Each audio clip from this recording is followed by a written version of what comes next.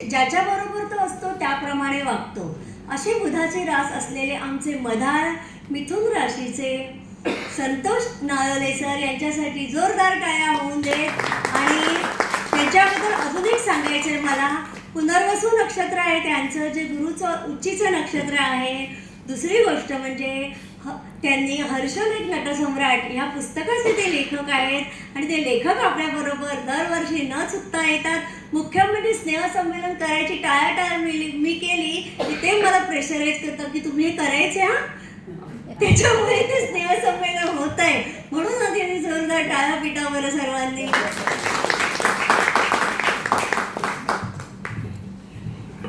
नमस्कार. अनिरुद्ध ज्योतिष संस्था आणि सगळे बसलेले मान्यवर, समीक्षाताई, संतोष आंबोदे सर, नाईक सर, या सगळ्यांचे आशीर्वाद घेऊन मी बोलायला सुरुवात करतो. माझं नाव अजिंक्य नळवले आहे, संतोष नळवले नाही, अजिंक्य नळवले आहे. आणि वेगळे पुस्तक वगैरे ठीक आहे, जे त्या काळी झालं ते झालं. म्हणजे संभाजी महाराजांचं एक वाक्य आहे, ते कालच्या पुण्याईवरती आजचा सूर्योदय होत नाही. त्या काळाला करून घेतलं ते झालं. पण एक प्रामाणिक प्रयत्न असतो की बाबा इथे अधिवेशनामध्ये तर काहीतरी नवीन प्रेझेंट करायचं, समथिंग न्यू. ते गेल्या वर्षी बोललो तर यावर्षी नाही बोलायचं. तसंच यावर्षी मी मेदिनीय ज्योतिष या विषयावरती बोलणार आहे. 2000 मी बघून बोलणार आहे. म्हणजे काल रात्री जसं कोणी भाषण बघून बोलले तसं नाही, पण डेट्स असतात ना, ते डेट मला महत्त्वाचे आहेत, तेवढ्यासाठी फक्त रेफरन्स घेणार आहे. त्याचं म्हणतील वाचूनच दाखवतोय, मग आम्ही वाचतो तसं नाही. आत्तापर्यंत तुम्ही जे काही शिकलात, प्रथम घर, द्वितीय घर, तृतीय घर, चतुर्थ घर वगैरे वगैरे, ते थोडंसं बंद करून ठेवा, नाहीतर कन्फ्युजन सुरू होईल. मेदिनीय ज्योतिषच्या नियमाप्रमाणे मॅडम एक 15 मिनटं तुम्ही दिलेत, पण 5 मिनिटाची सप्लिमेंट मी घेईन बोलायला. मेदिनीय ज्योतिषच्या नियमाप्रमाणे प्रथम स्थान हे ग्रह खातं म्हणून धरलं जातं, द्वितीय स्थान हे अर्थ खातं, तृतीय स्थान दळणवळण म्हणजे कम्युनिकेशन, इंटरनेट, चौथं स्थान जे आहे विरोधी पक्ष, जमीन, शेती याच्याविषयी, त्याच्यानंतर शिक्षण, कला, क्रीडा हा 5वं स्थान, संरक्षण, आरोग्य आणि रोगाच्या साथी हे 6वं स्थान, परराष्ट्र व्यवहार हे 7वं स्थान, 8वं स्थान आरोग्य, आपदा. आता या 2 गोष्टींमध्ये फरक आहे. 6व्याचे आरोग्य वेगळं आणि 8व्याचे आरोग्य वेगळं, ते आपण कसं ते बघणार आहोत. त्याच्यानंतर रिसर्च, न्याय खाते, अनुसंधान आपण ज्याला म्हणतो ते 9वं घर. 10वं घर जे आहे हे प्रमुख नेता त्यासाठी गणलं जातं. 11वं स्थान हे लोकसभा, राज्यसभा, विधानसभा, विधान परिषद यासाठी विचारात घेतलं जातं. 12वं स्थान जे आहे हे गुप्तहेर, तुरुंग ह्याच्यासाठी विचारात घेतलं जातं. म्हणजे अजित डोवालांचा विचार हा 12व्या स्थानावर करायचा. विषय थोडासा क्लिष्ट आहे, पण मी प्रयत्न करतो की सिंपल करून सांगण्याचा. आता याच्यामध्ये ना कुठल्या पत्रिका घ्यावा हे काही समजत नाही. तर सगळ्यात महत्त्वाचं म्हणजे भारताची पत्रिका ही महत्त्वाची आहे. वृषभ लग्न मकर राशीची 15 ऑगस्ट 1947 रात्री 12 वाजताची पत्रिका जी आहे ती घेतली जाते. मग 26 जानेवारी 1960ची सुद्धा पत्रिका आहे, 1950ची पत्रिका आहे, ती पण घेतली जाते. मग आता 47च्या पत्रिका घ्यायची का 50ची घ्यायची हे समजत नाही. सिंपल आहे. जेव्हा भारताचा विचार करायचा त्यावेळेला इंटरनल बंडाळ्या, अंतर्गत विषय, अंतर्गत वाद, कावेरी पाणी प्रश्न किंवा आता छत्तीसगडचा प्रश्न जे काय होते, छोटा नागपूर प्रश्न, हे 50च्या पत्रिकेमध्ये बघायचे. देशाचं भवितव्य, देशामध्ये होणाऱ्या घटना हे 15 ऑगस्टच्या पत्रिकेवरनं बघायचं. ह्या 2 गोष्टींचं बायफर्केशन मी तुम्हाला दिलं. त्यानंतर नेत्यांच्या पत्रिका टॅली करून बघायच्या. पण इंटरनेटवरती मी तर स्पष्ट लिहिलंय, don't trust on internet. Wilson मंडेलांच्या पत्रिकेचा अभ्यास करत असताना पत्रिकेमध्ये त्यांनी टाइम लिहिलेला होता दुपारी 12 वाजताचा आणि रवी होता लग्नस्थानी. दुपारी 12ची पत्रिका, रवी लग्नस्थानी, कसं शक्य आहे ते? धर्मेंद्रच्या पत्रिकेचा अभ्यास करत होतो, लेख लिहिताना वारसा कलेचा. त्या वारसा कलेचा लेख लिहत होतो बाबा, धर्मेंद्रची दोन्ही मुलं फेमस कशी झाली किंवा कपूर घराणं कसं फेमस झालं, मग ह्या कलेचा वारसा. तेव्हा मला कळलं प्रत्यक्षामध्ये की अरे हेमा मालिनीची पत्रिका चुकीची आहे, ती दिलेली आहे ती. म्हणून इंटरनेटची पत्रिका ही टॅली करून बघणं हे केव्हाही चांगलं. त्याच्यानंतर नूतन आणि नेते लोकांची पत्रिका हमखास काही ना काहीतरी त्याच्यामध्ये ग्लिचेस असतात.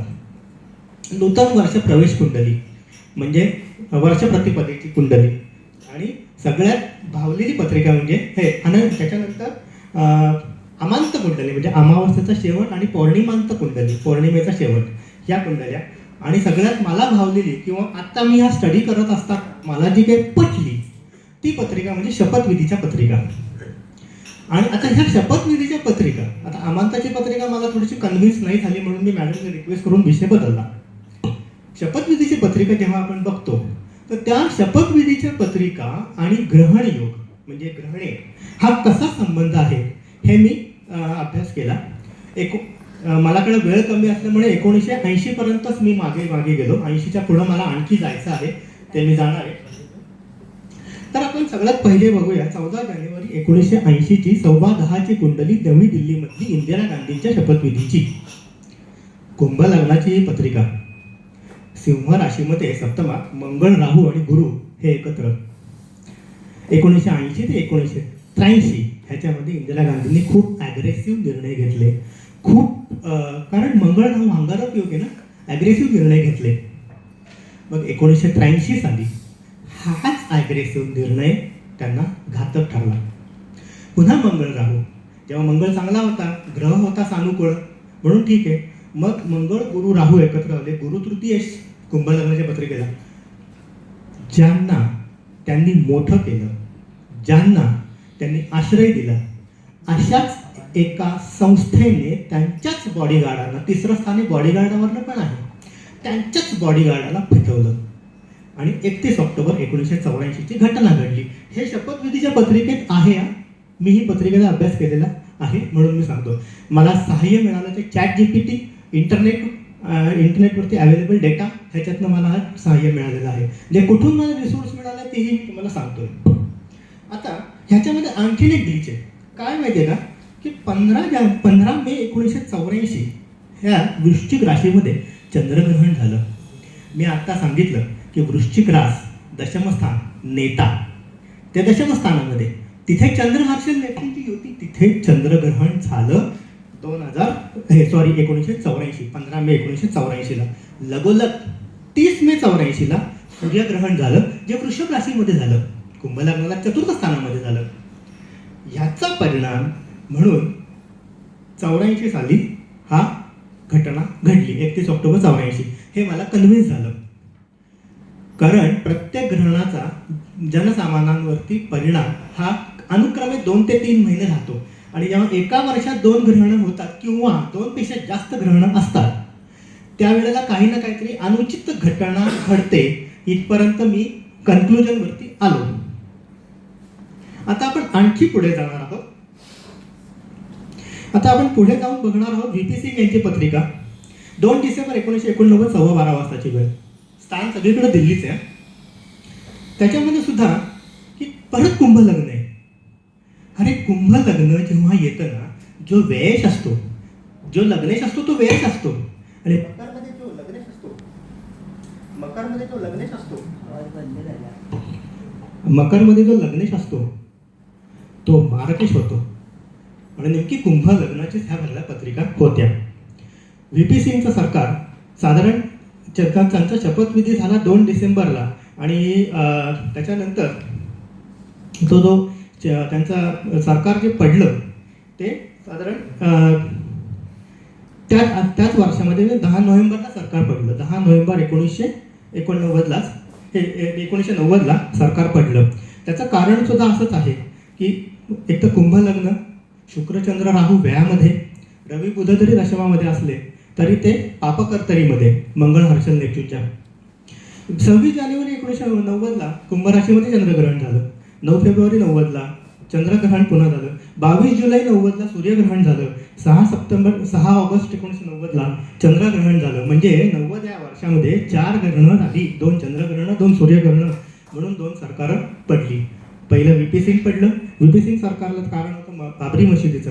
पुन्हा जनप्रक्षोभ होतो. चंद्र राहू एकत्र व्यवस्थानामध्ये, चंद्र म्हणजे जनता असा आपण जर विचार केला तर जनप्रक्षोभ होतो. काही हिंदुत्ववादी संघटनांनी त्यावेळेला कार सेवा किंवा आणखीन काही ना काहीतरी गोष्टी त्यांनी काढल्या. आणि त्याच्यामुळं ह्या सरकारवर प्रेशर आलं गेलं. ह्या प्रेशर